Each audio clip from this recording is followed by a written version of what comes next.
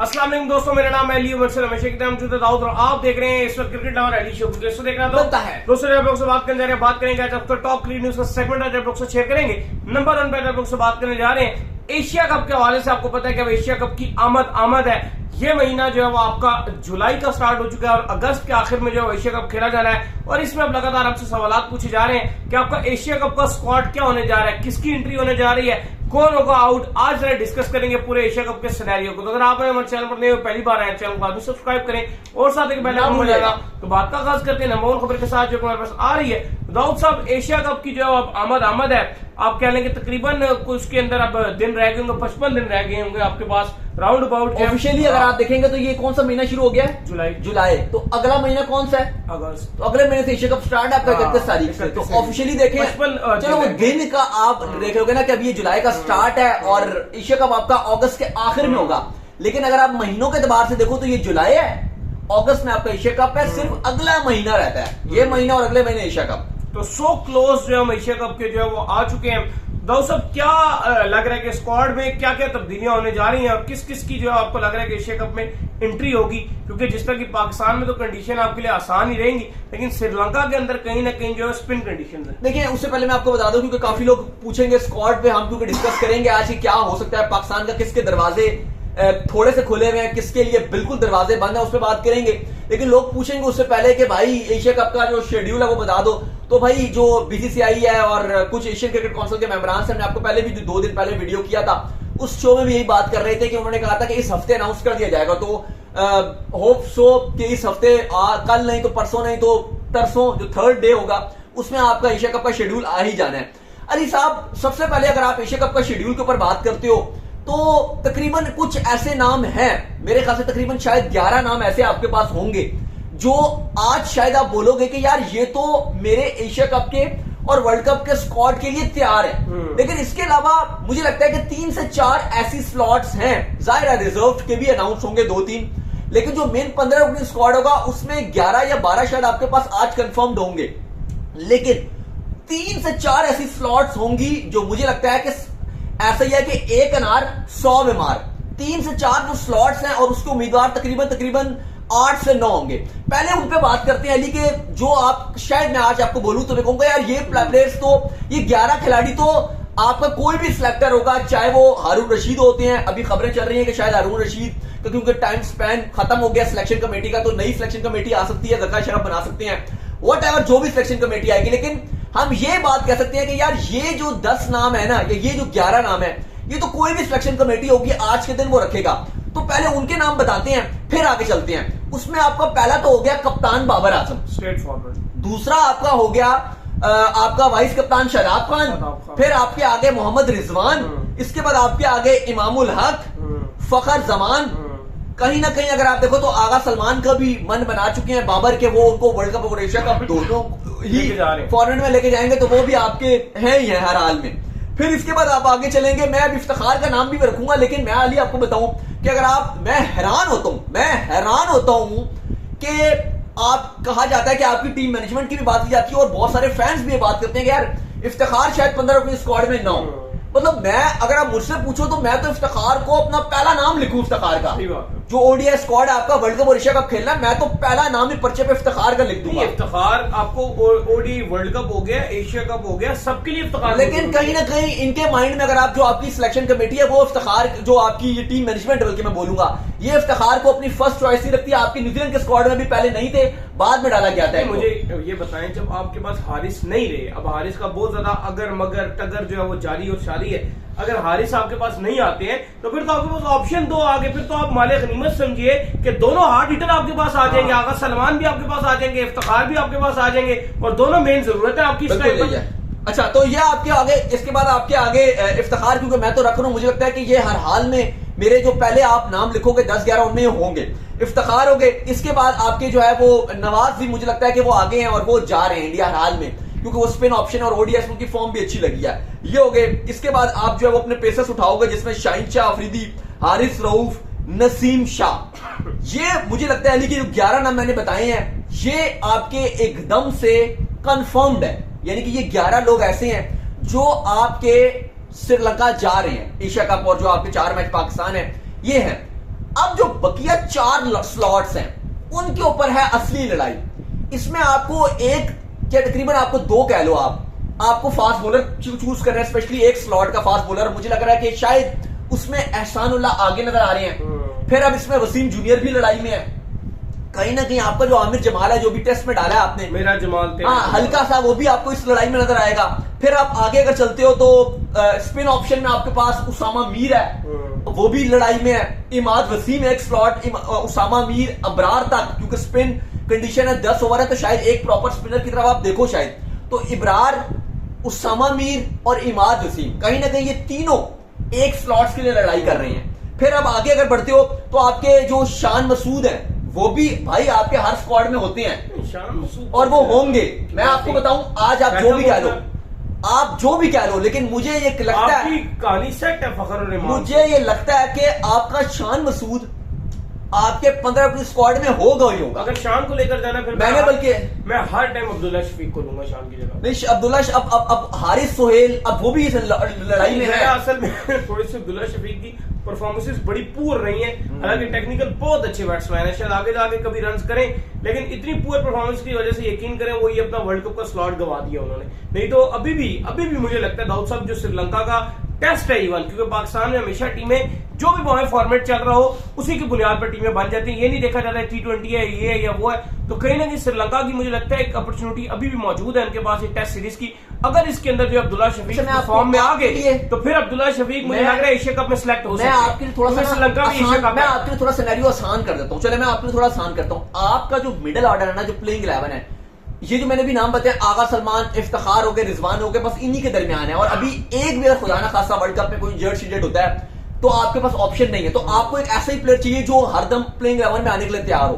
मैं आपको बताऊं, अब ये 3 है। अब शान मसूद ने अपने आप को मतलब उस तरह से अगर आप देखो तो उनकी वो फॉर्म नजर नहीं आई कि आप उनको मिडिल ऑर्डर में खिला सको। वो शायद आप बैकअप से ओपनर ही रखोगे। 2 लड़के हैं, मुझे लगता है कि वो मिडिल ऑर्डर में आपका जो बैकअप के तौर पे आगा सलमान और इफ्तिखार, इन दोनों का जो बैकअप होंगे, वो मुझे लगता है कि ये 2 खिलाड़ियों में से एक होगा हर हाल में। एक अब्दुल्ला शफीक और एक हारिस सोहेल। क्यों? क्योंकि अगर आगा सलमान, इफ्तिखार, इनमें से एक फ्लॉप होना शुरू हो गया लगातार, मतलब एक तो आप रखोगे ना, फ्लॉप ना भी हो, इंजर्ड हो जाए, कुछ चोट लग जाए, तो आपके पास एक प्लेयर तो होना चाहिए। तो इस मिडिल ऑर्डर में 11 में आप स्क्वाड में तो रखोगे एक 15 रुकनी में। तो मुझे लगता है कि एक अब्दुल्ला शफीक और एक हारिस सोहेल, ये 2 हैं। अब इन 2 में अगर आप मुझसे आज पूछो, हारिस सोहेल तो बिल्कुल टच में भी नहीं है ना। मैं उसी पे आ रहा हूं, क्योंकि हारिस सोहेल न्यूजीलैंड की सीरीज में थे, फिर वो अनफिट हो गए, इंजर्ड हो गए, तो वो बाहर हो गए थे। तो उस सूरत में अगर तो उनकी फिटनेस उस लेवल की ना हुई तो आप देखोगे कि अब्दुल्ला शफीक लाजमी जाएंगे। अगर हारिस सोहेल ने कुछ दिखा दिया, एक्स्ट्रा ऑर्डिनरी कुछ करके दिखा दिया, वैसे तो कुछ सीरीज नजर नहीं आ रही कि वो कोई डोमेस्टिक शेमेस्टिक है वो कुछ खेल रहे हो, लेकिन अगर वो कुछ कर दें तो शायद से वो उनका रोल अच्छा हो सकता है कि खंबा भी है नीचे आपको मिल जाएगा। लेकिन अब्दुल्ला शफीक की फॉर्म खराब है, लेकिन मुझे लगता है अली कि अब्दुल्ला शफीक जाएंगे, क्योंकि एक ही लेना है, या हारिस सोहेल या अब्दुल्ला शफीक। अब एक ही आपको लेना है इनमें से। तो अब अगर हम आगे चलते हैं, जो 11 हमने प्लेयर अभी तक ओके किए हैं, चलो एक एक करके लॉट आगे बढ़ाते हैं। 12वां आपका फिर हो गया अब्दुल्ला शफीक हो गया। अब 13वां, अच्छा एक और भी बड़ा एक मजेदार ऑप्शन है, जो मोहम्मद हारिस विकेट कीपर और सरफराज है, इन 2 की आपस में भी एक लड़ाई चल रही है।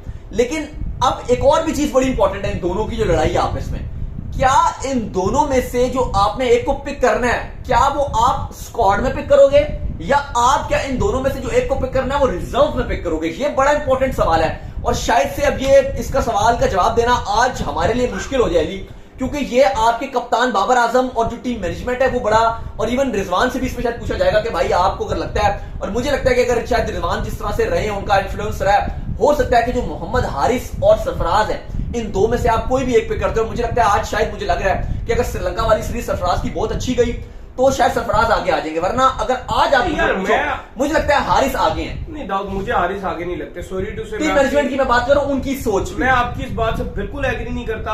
हारिस अभी T20 का प्रोडक्ट है, उनको T20 में ही रहने दिया जाए। Sarfaraz Ahmed as a backup wicket keeper बहुत बेहतर है हारिस से, क्योंकि सरफराज अहमद जिस तरह आपको पता है कि स्लो पिचेस हैं, फिर उसमें वो पार्टनरशिप बनाना जानते हैं, स्लो बॉलर स्पिनर्स को खेलना जानते हैं। हारिस तो एक से तीसरी बॉल ऊपर से आएगा। मैं आपकी सारी बात से एग्री करता हूं कि हारिस T20 का प्लेयर है, सरफराज इंडिया में ज्यादा यूजफुल होगा, स्पिन को अच्छा खेलेगा, रिजवान की डायरेक्ट बैकअप के तौर पे 4 पे वही खेलेगा। मैं आपकी सारी बातों से एग्री करता हूं, लेकिन आप मुझे सिर्फ एक बात का जवाब दे दीजिए, अगर सरफराज को होना होता तो जो न्यूजीलैंड के अगेंस्ट आपकी सीरीज थी उसमें जो स्क्वाड था उसमें मुझे खाली आपने और कोई जवाब नहीं देना, खाली पहले सवाल का जवाब देना है। मोहम्मद हारिस स्क्वाड में थे और जो 11 में भी आपने खिलाया था उनको मैच, मोहम्मद हारिस से सरफराज से खाली एक जवाब दे बस। चले वहां पे मोहम्मद हारिस से मुझे अब एक बात, तो अब मैं आपको मुझे एक बात का जवाब दें, मुझे एक बात पूछे। वर्ल्ड कप 2019 के बाद से जब से आपने जो है रिजवान को कैरी किया, आपने बैकअप विकेट कीपर किसको बनाया है? मैं एक मिनट आपके लिए और बात भी करता हूं। अब जिस तरह के इंडिया में वहां पर मौजूद था पंत, ठीक है, पंत खेल रहा था, लेकिन उन्होंने backup wicket keeper Ishan Kishan उसको बनाए रखा। ओडीआई में राहुल, चले ओडीआई में राहुल से करा लेते हैं। एक बात है, आपके पास बैकअप विकेट कीपर ओडीआई में कौन है? ओडीआई के किसी प्लेयर का नाम बताएं। आपने नहीं तैयार किया ना, एक हारिस को आपने खाली स्क्वाड में रखा। आपकी वेस्ट इंडीज के साथ ओडीआई सीरीज हुई, आपने उसमें भी हारिस को रखा। क्यों नहीं बनाया? आपने हमेशा हारिस को ही रखा है अपना। क्यों नहीं बनाया बैकअप विकेट कीपर आपने? ऑब्वियसली क्योंकि रिजवान पावरफुल है, वो अब नहीं चाहेंगे कि मेरे साथ कोई मेरा कॉम्पिटिटर हो। ये तो बिल्कुल गलत बात है। और क्या वजह है? बिल्कुल गलत बात है। आपने रिजवान सरफराज की मौजूदगी में उसका बैकअप तैयार रखा हुआ था। एक मिनट, सरफराज की मौजूदगी में उसका बैकअप रिजवान तैयार था, तो रिजवान का बैकअप क्यों नहीं तैयार हो रहा? अब ओडीआई में पहले नहीं था, लेकिन अब जो ओडीआई में तो कोई भी नहीं रखा। टेस्ट में सरफराज रहती है ना साथ। चले ओडीआई में बताएं। अच्छा, मैं आपको भी बता रहा हूं, जो बाबर और टीम मैनेजमेंट की सोच है उसमें यही है कि सरफराज अब आए हैं यार बेचारे कि ठीक है, वो बात आपकी ठीक है तो कि बैकअप विकेट कीपर आपका जो टीम मैनेजमेंट है ना, आप जो मर्जी कह लें, मैं भी बोलता रहूं या जो भी आप भी बोलते रहे, लेकिन जो हकीकत है वो आपको भी पता है और आप ये मानेंगे और मेरी बात को सेकंड भी करेंगे आप कि आपके जो T20 और ओडीआई हैं, बाबर और कप्तान है ना आपके भाई स्ट्रांग है, और आपकी टीम मैनेजमेंट जो भी व्हाटएवर, चाहे उसमें जो भी चला रहा है टीम मैनेजमेंट, कोई भी कोच हो चाह रहा है, मेन बाबर ही है भाई। उनका T20 और ओडीआई का backup wicket keeper Mohammad Haris है और टेस्ट का बैकअप विकेट कीपर रिजवान का सरफराज है। ये उनकी सोच है, ये आपको भी पता है। और ये ऐसा नहीं खाली पता है, ये आपको जितने लास्ट मैचेस हुए हैं, पूरा साल क्रिकेट हुई है, उसमें आपको नजर भी आया है प्लेइंग 11 में कि हारिस को ओडीआई में फक्दन चांस मिला, वो अलग बात है, परफॉर्मेंस नहीं है। T20 में भी हारिस को चांस मिला है, उन्होंने परफॉर्मेंस भी दिखाई है, और टेस्ट में सरफराज को भी चांस। प्रॉपर प्लेयर था रोहिल नजीर, वो ओडीआई का प्लेयर था, टेस्ट में उसने इमर्जिंग एशिया कप आपको लास्ट ईयर जितवाया था, लेकिन आपने बिल्कुल नहीं रखा। इस बार तो उसको इमर्जिंग एशिया कप में भी रिजर्व में डाला। फिर वो हसीबुल्ला भी अच्छा प्लेयर था, हसीबुल्ला को चांस ही नहीं दिया। तो बिल्कुल आपने जो इग्नोर किए प्लेयर्स को, और आपने सिर्फ अपने जो रिजवान को फैसिलिटेट करने के लिए कोई बैकअप विकेट कीपर। चलो खैर, अब ये बात आगे जा रही है। खुदा ना खास्ता ये मैं आपको बता दूं, आगे नहीं जा रही, एक मिनट रुक जाए। ऋषभ पंत के साथ हादसा हुआ इंडिया में, खुदा ना खास्ता, अल्लाह पाक माफ करे, कभी भी किसी के साथ कोई मसला हो सकता है, लेकिन एक बंदे के ऊपर कभी डिपेंड नहीं रहना चाहिए, रिप्लेसमेंट रखनी चाहिए हमेशा से। अब अगलों ने रिप्लेसमेंट ले लिया ऋषभ पंत की, अब वो रिप्लेसमेंट उनके भी मसले चल रहे हैं। राहुल उन्होंने रिप्लेसमेंट ली, वो भी इंजर्ड हो गई। हाँ, राहुल रिप्लेसमेंट थी, वो भी इंजर्ड, लेकिन उन्होंने साथ रखी। अच्छा, ये कि वो आपको ईशान किशन को तैयार कर, आपको थर्ड रिप्लेसमेंट और संजू सैमसन उनकी फोर्थ रिप्लेसमेंट स्पिनर पे। हाँ, ये है कि हमने एक से दो ही बार रखे हैं, कभी ये नहीं तो ये, और वो भी जो रिप्लेसमेंट भी वो भी प्रॉपर रिप्लेसमेंट नहीं है, क्योंकि आपने चांस ही उसको नहीं दिया। कितना साल खैर अली साहब, अब मुझे अब ये चले इस बात का जवाब दें। अभी खैर ये भी कहना मुश्किल है, लेकिन फिर भी चले, आप जो कहेंगे वो मैं मान लूंगा। मुझे बताएं कि जो 12वां आपका विकेट कीपर है जो है, वो स्क्वाड में होगा कि रिजर्व में होगा? मुझे लगता है शायद रिजर्व में चला रिजर्व में जाएगा, स्क्वाड में क्यों होगा? वही मुझे भी लग रहा है। रिजवान को कॉन्फिडेंस नहीं देना। चले ठीक है, वर्ल्ड कप में लेकर नहीं गए, आप क्या बातें, ठीक है, फिर ये रिजर्व कीपर डाल दें। अभी हो गए आपके 12 खिलाड़ी, जिसमें 12वें में हमने अब्दुल्ला शफीक को पिक कर लिया, पहले 11 हो गए थे। अब बात आएगी 13वें की, और ये बहुत मोस्ट इंपॉर्टेंट प्लेयर होगा मुझे लगता है कि पाकिस्तान का वर्ल्ड कप में, जो शायद से हमको आज पता नहीं है, लेकिन ये बहुत इंपॉर्टेंट है। क्यों? क्योंकि ये एक है एक स्पिनर, आपका थर्ड स्पिनर। शायद आप फास्ट बॉलर 5-5 डाल रहे हो, लेकिन भाई आपको स्पिनर डालने हैं, और आपने सिर्फ नवाज और शदाब पे आप ओडीआई में रिलाई नहीं कर सकते, जबकि दोनों की परफॉर्मेंसेस नॉर्मल ही चल रही हैं।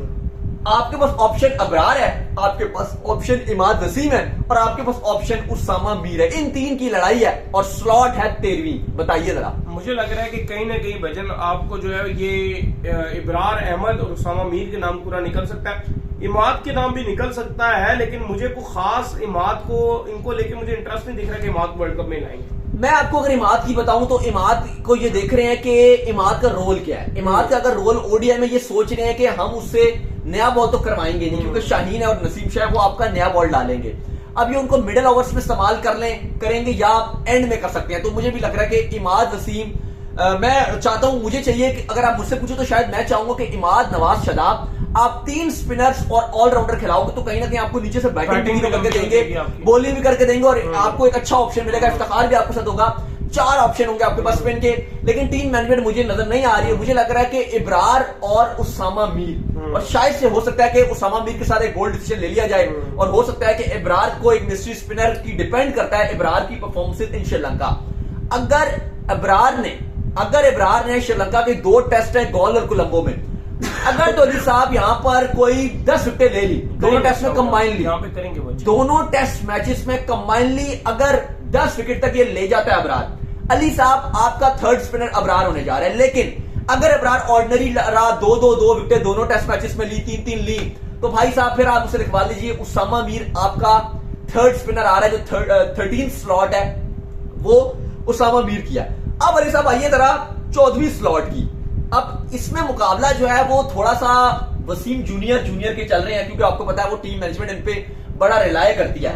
वसीम जूनियर हो गए, आमिर जमाल हो गए, फहीम अशरफ तो राणा जी हो गए, राणा पीछे हैं, बहुत पीछे रह गए, वो बहुत पीछे, लेकिन वसीम जूनियर बहुत आगे नजर आ रहे हैं। लेकिन मुझसे आप पूछोगे ठीक है उनकी ओडीआई की परफॉर्मेंस इतनी बुरी भी नहीं है, लेकिन मुझे लगता है इन इंडिया आप उनको ना लेके जाओ। लेकिन वही जाएंगे, जूनियर ही जाएंगे, ऑलराउंडर कैटेगरी में वही जाएंगे। जाना आमिर जमाल को चाहिए, जाएंगे जूनियर। पता नहीं ये मतलब कुछ ऐसा होता है कि कुछ लोगों का पूरा निकल जाता है, कुछ लोगों का किस्मत चलती जाती है, ये मुझे लग रहा है यही जाएंगे। मैं आपको दोबारा से स्क्वाड पढ़ के बताता हूं जो अभी तक फाइनलाइज हमने किया है। बाबर कप्तान, मोहम्मद रिजवान, इमाम, फखर, आगा सलमान 5 हो गए, इफ्तिखार 6, शाहीन 7वें, हारिस रऊफ 8वें, नसीम शाह 9वें, शदाब 10वें और नवाज हो गए आपके 11वें खिलाड़ी।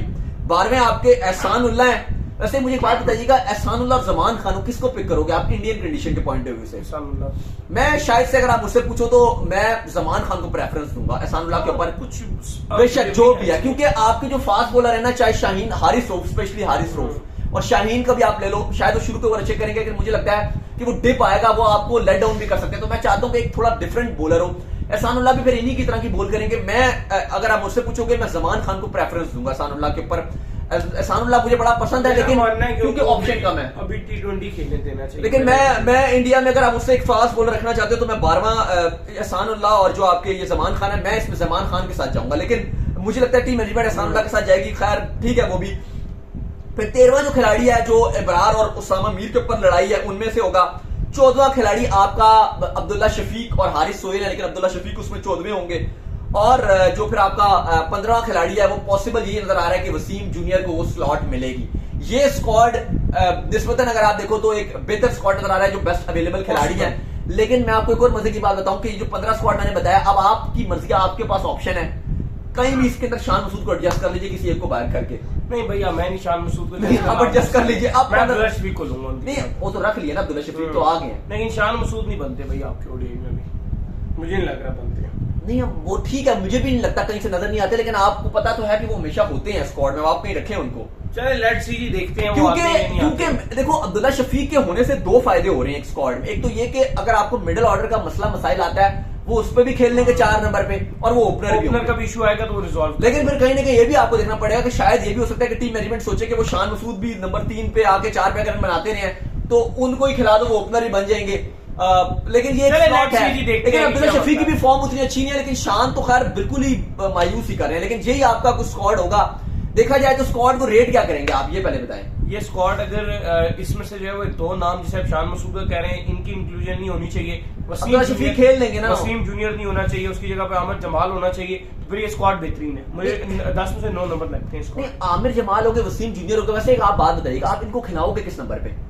यार आप स्पिनर नहीं खिलाओगे ना, फिर ज्यादा स्पिनर क्यों नहीं खिलाओगे? आप शदाब खिला लोगे, उसके बाद एक नवाज को खिला लोगे ना, आप एक तो ऑलराउंडर रखोगे ना। चलो आप नवाज और शदाब को भी खिलाते हो, नंबर 2 स्पिनर आप 3 डालोगे। सुने आप 5 पे 7 पे आप खिलाओगे, यानी कि 5 डाउन पे, 5 डाउन पे नंबर 7 पे आप शदाब को खिलाओगे, नंबर 8 पे खिलाओगे आप नवाज को, या वट एवर उसामा मीर कोई भी आ गया। स्पिनर तो अच्छा चले चाचू भी है, चलो अब छोड़ो ना, 2 स्पिनर तो खिलाओगे ना, सलमान भी है। नहीं 2 स्पिनर तो खिलाओगे ना आप, 2 ही खिला लिए, यानी कि 7 और 8 पे। अब 9, 10, 11 3 पेसर हैं। अब आप मुझे बताओ, क्या आप शाहीन, हारिस, नसीम शाह और एहसानुल्लाह तो चलो वो खेल 3 ही खेलेंगे, तो हारिस, नसीम और शाहीन, इन 3 में से आप किसको बैठा के वसीम जूनियर को खिलाओगे? फिर तो ये 3 पेसर ही खेलेंगे। और अगर चलो अगर इनमें से खुदा ना खासा कोई हारिस रऊफ या नसीम या शाहीन में से कोई बाहर भी होगा, तो आप थर्ड किसको चूज करोगे? वो एहसानुल्लाह या जमान में उनको खिलाओगे आप? वसीम तो फिर भी आपकी टीम में नहीं आएंगे, तो फिर एज अ स्क्वाड में जाएंगे, क्योंकि ज्यादातर तो आपके ऑलराउंडर की स्लॉट्स है वो आपके ऊपर की ये ले वो आप स्पिनर में रखोगे। आपका सलमान ले गए हैं, आपके चाचू ले गए हैं, उसके बाद नवाज ले गए हैं, शदाब ले जाएंगे, नवाज शदाब ले जाएंगे, तो 4 स्लॉटें तो ये लेके हैं आपकी। चलो जो लेकिन एक बात है, आपकी टीम स्ट्रांग बड़ी बन रही है बैटिंग से, अब तो शाहीन तक बैटिंग आ जाएगी आपकी। हाँ। ये बात लेकिन हकीकत तो यही अली साहब, आपकी ओडीआई में जितनी परफॉर्मेंस रही है, आप पूरी न्यूजीलैंड की सीरीज उठा लो, ओडीआई में आप पिछला जितना भी देख लो सीजन, आपके जो जितवा रहे हैं मैच, वो पहले 3 ही जिता रहे हैं। इमाम, फखर और बाबर। इमाम फखर बाबर ये तीनों आपको 200 तक पहुंचा देते हैं, 220 230 तक आपका एक ही आउट है या दूसरा आउट हुआ।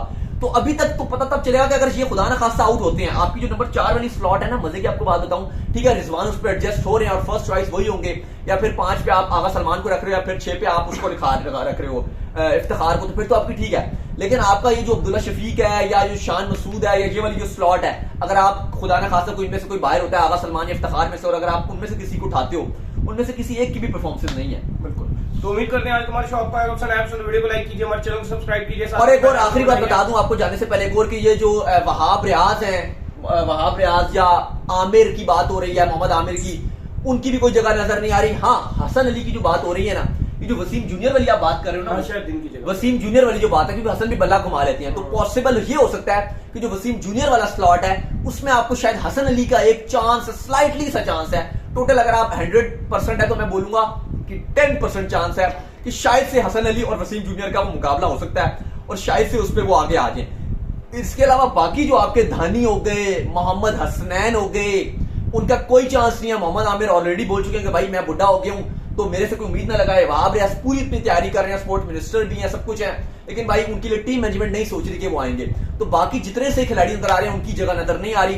बस हल्के फुल्की जो स्लाइड चांस है, एक मोहम्मद हारिस सरफराज के दरमियान मुकाबला नजर आ रहा है, इमाद, उसामा मीर और आपका ये जो अबरार है, इनका मुकाबला नजर आ रहा है। बस ये आपको मुकाबले नजर आ रहे हैं, बाकी आपको कोई मुकाबला भी नहीं है यहाँ पर। तो उम्मीद करते हैं आज हमारे शो आपको आएगा पसंद आया, वीडियो को लाइक कीजिए, हमारे चैनल को सब्सक्राइब कीजिए, साथ ही बेल आइकन को बजाइए, और एक और काम कर लीजिए, वो ये कर लीजिए कि आप जो है इंस्टाग्राम पे जाइए, इनको फॉलो कीजिए। इंस्टाग्राम में मुझे फॉलो कर लीजिए, वहां पे मैं मौजूद हूँ, दाऊद क्रिकेट क्रेम से। अगर आपको सवाल हो तो भेजिएगा, और कमेंट्स में अपनी जो आप चाहते हैं जिस प्लेयर को स्क्वाड में है उसका नाम जरूर मेंशन कीजिएगा, इनको भी फॉलो। मैं ऑफिशियल के नाम से लिंक डिस्क्रिप्शन में मौजूद है, जाइए फॉलो कीजिए।